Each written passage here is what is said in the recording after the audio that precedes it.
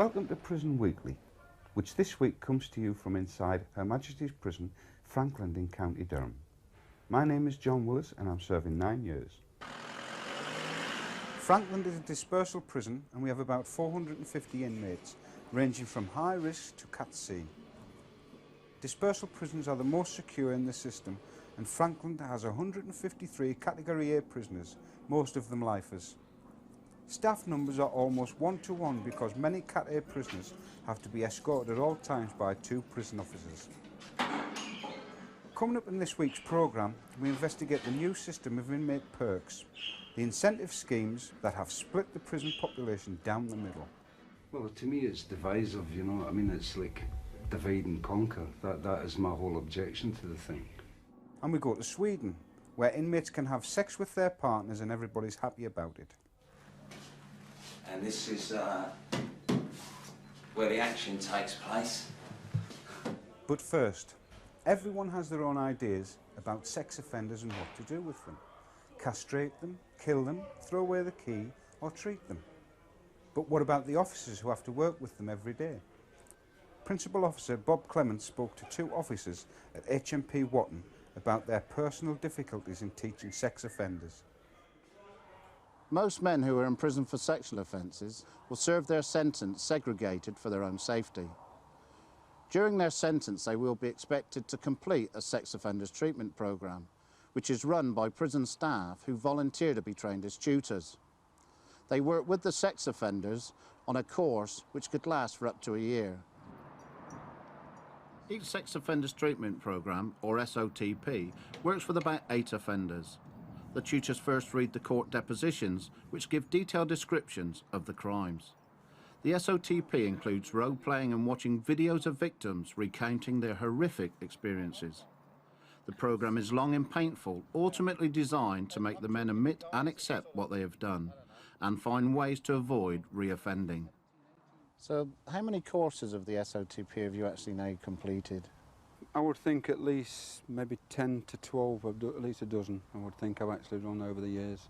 So what's been the hardest part for you? I watched a video on No Great Trauma, which is about a rape, and I watched that for the first time actually in the group, and it floored me. I was unable to carry on. I stopped the group, and we stopped it for the rest of the afternoon, and I went home and I was totally out of it. I hit the bottle and it just totally destroyed me because I'd never seen it before, and it just wiped the floor with me. So what makes you carry on? I mean, because I don't want to see any more videos like I've seen. I don't want to see victims. I don't want to read depositions of what they've actually done. I don't want that. And that's what I'm trying to do. I'm trying to stop that. Hopefully, that's what my main aim is. And does the SOTP work then? I believe so. I really believe so. If I didn't believe in it, I wouldn't be doing it. It's not an easy option. Certain people think because we don't do weekends and we don't work nights, they think it's a cop-out. It's not a cop-out. We just say, well, you come and read the depositions, you come and listen to what we have to listen to, and you tell me which is the easiest, sitting on the wing doing association or listening to this lot.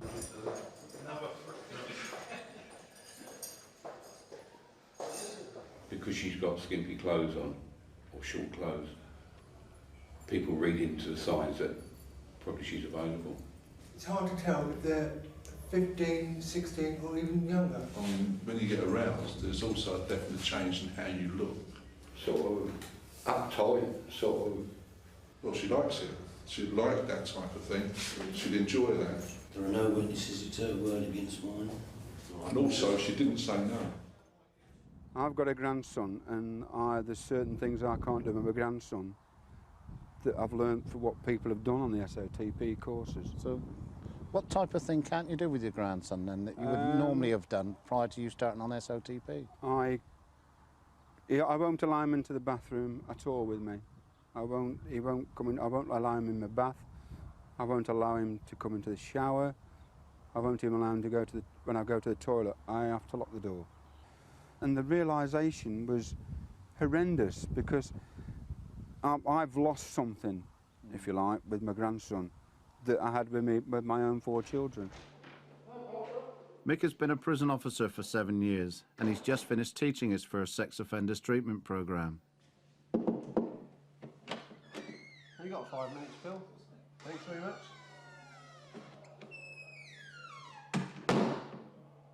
I've got a lot of life's experience, and I thought I could handle it. This is no problem. And what are they on about? You know, what stress is? But when you've actually read all these 9 depositions and all these medical reports and the victim, etc., and then you start working with them, and they're denying and they're making excuses, and you've read what they've done, and they're saying, well, the little girl walked around with just a vest on, you know, and she might have known it might, and you're thinking, this little kid's 6. You've read it in the. Yeah, you get a lot of stress out of that, and you get a lot of frustration, because, I mean, we have to use the Socratic method of teaching, where you don't shout and bully. You get them to understand what they've done themselves without you prompting them and bashing them. You know, they have to understand themselves what they've done. And it's very frustrating. You told me that this is your first course. Are you now the same Mick as Mick was 6 months ago? I think you'd have to ask my wife that one. I think I don't think I am the same, no, because I don't think I've quite got a grip of dealing with the stress yet. I still have problems with it, but I think I'm getting better. Can you tell me a few of the problems that you still have then? Well, I mean, I've always slept well, but I don't sleep well now. I wake up a lot in the night. I mean, I've purposely been on a diet, but I've lost 2 stone.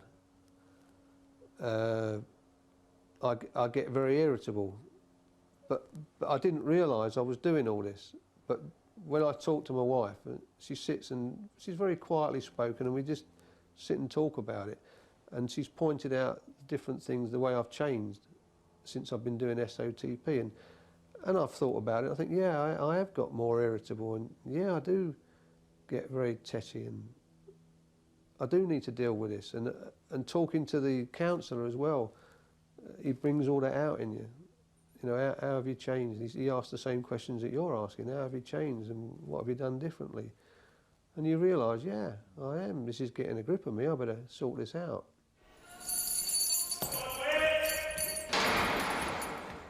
In 1995, all prisons in England and Wales were told to bring in an incentive scheme. Prisoners conforming to the system were allowed extra perks and conditions, while disruptive inmates were sent back to a harsher regime. Ex-inmate Jack Merton came here to Frankland to ask cons and officers what they think about it. Incentive schemes were introduced to be tough on prisoners by making them earn privileges. Some claim it helps maintain control, whilst others feel it's open to abuse and denies them basic rights. There are 3 levels of incentives: basic, standard and enhanced. They determine how much money you earn, how many visits you get and how long you are banged up. Most start on standard level. When you're on standard, it's like a normal routine. You get your normal things that prisoners get. And from there is enhanced, which you've got to stay off, be drug-free, nicking for, and got to be nicked for 6 months. And you get the extra benefits of the enhanced, which is extra money, extra visits, and all the perks that the prison will give you. That's the budget, that you. At the top of the incentive ladder, prisoners have to sign a contract between them and the prison service. Breaking the agreement can result in a warning or a move down to standard or even back to basic level. On the enhanced regime, all prisoners volunteer for regular drug and alcohol testing. A lot of prisoners have yet to be convinced. Like there's not much difference actually on the enhanced landing compared to the other landings, you know? Like you get like an extra VO, or you can get like extra money sent in like from your family and that outside, but a lot of people they haven't got visitors, and a lot of people, they haven't got money to send in, so there's no incentive for them really. Visiting orders or VOs are just one of the issues which divide the prisoners and make them critical of the scheme. I am in hands, okay? If they want to keep me here, they must give and pay a ticket to my children so they can visit to me, because I deserve visit from my children. I am in hands. I'm not making no problem. It's like middle class, working class in there. Top class, isn't it? The wild ones have gone on the hands, the slow people old divvies who want to kick up against the regime have gone on the basics. Well, to me it's divisive, you know. I mean, it's like divide and conquer. That is my whole objection to the thing. You make the choice yourself. It's up to yourself. If you want to quieten down, but as I said to you before, I believe that if you do make that change, it should help with parole. A lot of prisoners are critical of the incentive schemes, but has it changed the working life of staff? The big improvement is when you open the cell door. Beforehand, you didn't know what you were going to meet when you opened the cell door the other side. But now, we have a good relationship with them because you do get the better class of inmate, if that's the word you use, but they're prepared to conform with the system, which makes our job much easier. Do you ever sort of look at, you know, like a prisoner that you might call a face, you know, like an influential prisoner? Do you ever try and induce them to come down here? Tried a few times, but they won't have it. Just because of it's all buddies together, isn't it? If one comes down, then he's out with a click. It's bad drill, if you like. They don't like it. So nobody, to save face, won't come down here. Incentive schemes have been successful, but from what I've heard, if they are really going to take off, the rewards have to be better. There's no incentive greater than getting out earlier.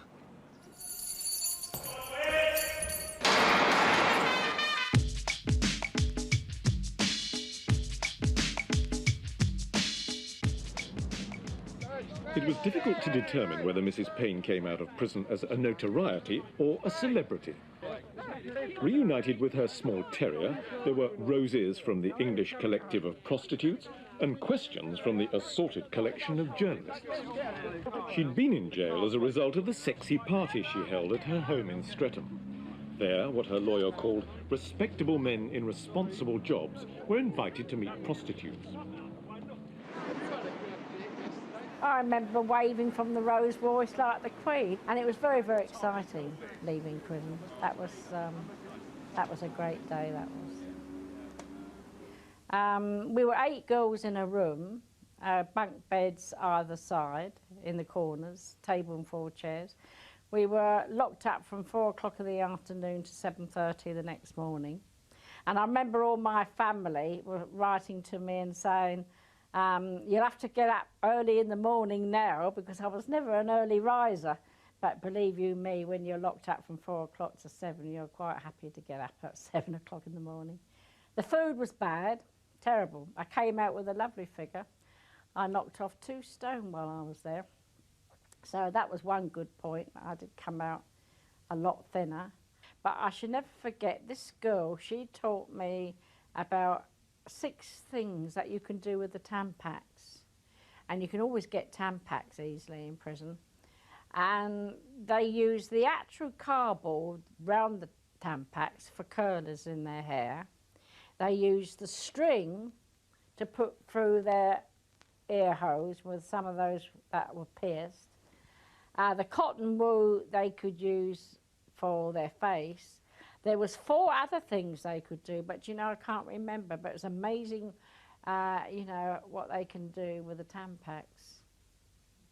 I mean, they used to put all the lesbians in my room for the simple reason that I never complained, because I'd much rather them make love than make war. And that was the first time, really, that I laughed through my tears, because I thought to myself, I don't know, they send me to Holloway for arranging simulated and striptease exhibitions, and I went to Holloway and I saw the real thing there. Each week, Prison Weekly gives a camera to inmates at different stages in their sentence. Prisoners normally start their sentence at a local prison, then are moved after a few months to a training prison to serve out the rest of their time. This week we meet cellmates Mark Gibbs and Michael Hadley just before they are moved.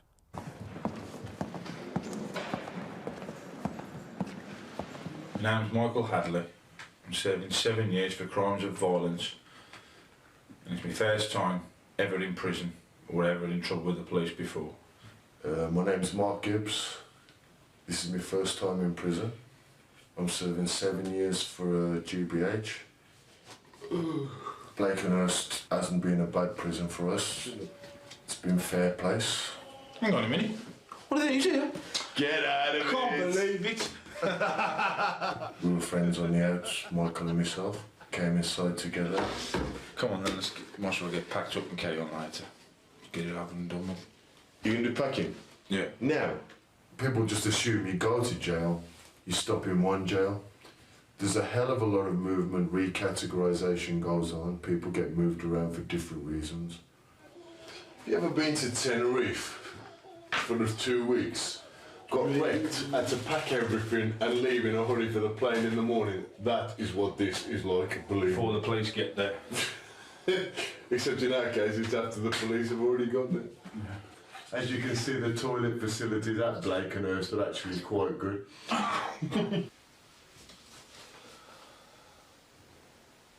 I just want to get it over with now. I don't know how well I'll sleep tonight, or how well any of us will sleep.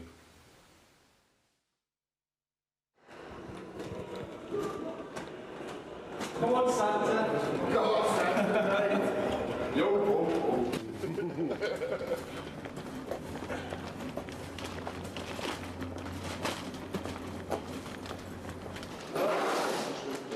You feel apprehensive, but you also feel excited. You're nervous about what you're going to find when you get there, what the reception is going to be like off the other inmates, whether they'll text you, whether it'll be an instant dislike, you know. All right, news. Liken it to sort of like moving house. It's quite stressful. We don't know what to expect. Not really frightened of going, just not looking forward to the induction period, which we think is going to be a lot of lockup.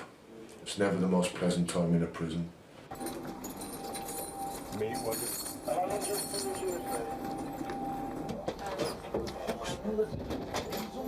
Thanks very much. Okay.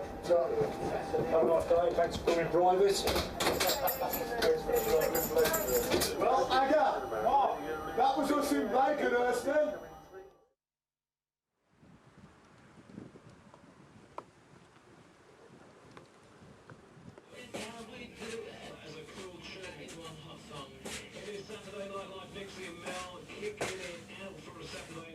Being separated from my co-defendant and friend Michael Hadley, who's upstairs, was a bit of a blow. We used to have a good time together, good laugh. It was a bit of a culture shock coming from the enhanced straight down to the induction, which is the basic regime. After working so hard to get up to enhanced and then just losing it all straight away was a bit of a pain. To say induction is the worst part of a prison, and you can usually get a feel of what a prison's like judging by its induction. It's the shit end of every fucking prison, folks. No exception. Just here gets better and better from here on in. Sweden has the reputation of being the cushiest place in the world to go to jail. Jack Merton checked out 2 places in Sweden. Hall, a top security prison near Stockholm, to see how cushy it really is. But first he investigates a typically Swedish way of banging people up. I've come to the town of Linköping to meet Daniel and see how he's coping with the stress of doing his time at home. So this is where you live, Daniel? Yeah, this is... In Sweden, you always go to jail for drinking and driving. Daniel was sentenced to 1 month in prison. He's decided instead to be electronically tagged in his university residence. So this is my room. Yeah. My girlfriend and I living here. And here we got the receiver. This is for the tag? Yeah. Yeah? Yeah, and the tag is on my left foot too. Oh, right. Show us, yeah? Yeah. It's under the sock right here. Oh, right. Yeah. I can keep on seeing my girlfriend. I can live in my ordinary room. Well, the most important thing is that I can keep up my studying. Daniel has to wear his tag 24 hours a day. He's connected by a phone in his room to a central computer, and his time is controlled hour by hour. He can only leave his room to attend lectures and eat, at specific times agreed with the authorities. Hej. Ja, då är det dags för ett kontrollbesök igen då. But prison rules still apply. He can't drink or take drugs, and a probation officer can call any time, day or night, and demand a breath test. Sitter Bojan? But what happens if Daniel's alarm goes off at the tagging control room? Hopefully he has a good explanation. And if we can get contact with him, we go to his home. What would happen if, when you came here, he wasn't at home? Then we have to finish serving the sentence with the electronic tagging and put him in jail. I'm already pretty tired of it because I like to run and I like to inline skating, and so sometimes I go mad in here because I can't go out of the room. Just 3 people monitor all 500 prisoners with tags. It's certainly cheaper, well under half the cost of prison, but is it really a punishment? Oh, come on, I mean, it must be so much easier than going to jail. Well, I don't agree with you, and I think our offenders do not agree either, because we have, through interviews with both staff and offenders, realized that all of them nearly think this is a very severe punishment. By the end of the year, the prison service in Sweden hoped to use tagging for sentences of up to 11 months. But what about more serious crimes? When I was in jail, a lot of the cons used to say that the Swedish prison system was more humane and the sentences shorter. I served time in England for armed robbery, so I'd like to know how serious criminals are treated here. How is a maximum security prison with around 300 inmates. The theory is that high perimeter security allows for a more relaxed regime inside the prison. It does feel very secure here. All prisoners go from the wing to any other area, underground, under surveillance, through long concrete tunnels. But I was surprised when I got to the wings. It felt like any long-term wing in a British prison. The atmosphere was the same, and the only real difference I noticed was the satellite TV in their cells. In a separate wing, I noticed one big difference to British prisons. This is where the conjugal visits take place, and I never had one of these to visit when I was in prison in England. We've got a shower to refresh afterwards, I suppose, and it's pretty basic, but it fulfills a basic need as well, I think. And this is where the action takes place. And I've got to say that I wish I had this sort of facility when I was in prison in England, and maybe my marriage might have lasted. Prisoners like Juan get 5 conjugal visits a month, and surprisingly the prison officers like it as a method of control, because the special visits can also be taken away. Juan from Colombia has so far served 5 years for drug offences. His youngest child was conceived in prison. Bueno, el ambiente está bien, ¿no? Para hacer una cárcel no está mal, ¿no? Claro, comparado con otros países, esto es, se puede decir que es un hotel, ¿no?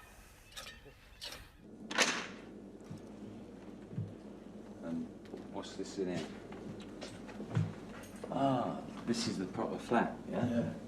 God, I can't believe it.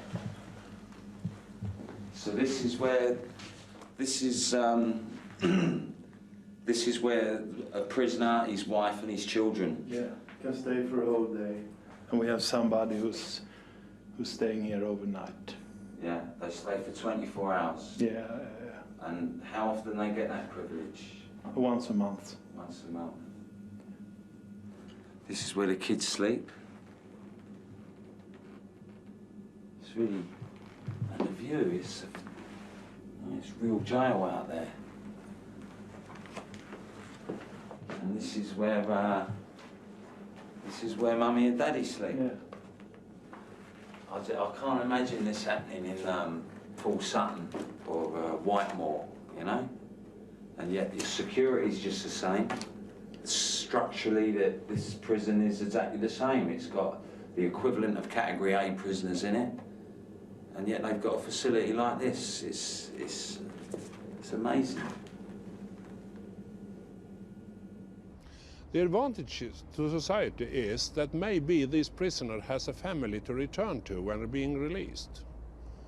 If not, he has no family, no social relations. Where shall he go then? He will go to his old, bad friends, committing new crimes.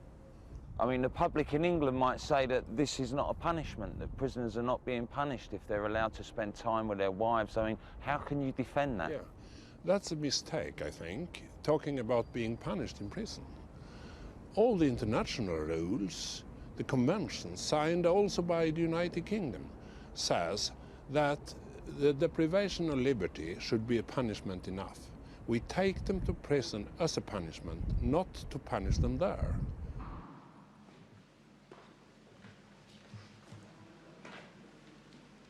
Some things are really cushy in Swedish prisons. For example, when they work, they get paid the national minimum wage. But I'm sure if we had all this in British prisons, there would be a public outcry. What about the Swedish public? Don't they think that the prisoners here have got it too soft? Allmänheten tycker nog kanske det, att det är för slappt, att det är för korta tider innan de själva kanske blir drabbade, innan de har någon i sin omgivning som blir drabbad av någon som hamnar i fängelse. Då kanske de får mer insyn i saker och ting, hur det ligger till. Some people might think that a cushy prison system would mean higher crime rates. But in Sweden, they've only got 2/3 the number of prisoners per 100,000 that we have. It does seem a more humane system, and families are more likely to stay together. But surprisingly, reoffending rates are about the same as they are in Britain. Shine bright like a diamond. Shine bright like a diamond. Find light in the beautiful sea. I'll choose to be happy. You and I, we're like diamonds in the sky. You're shooting stars.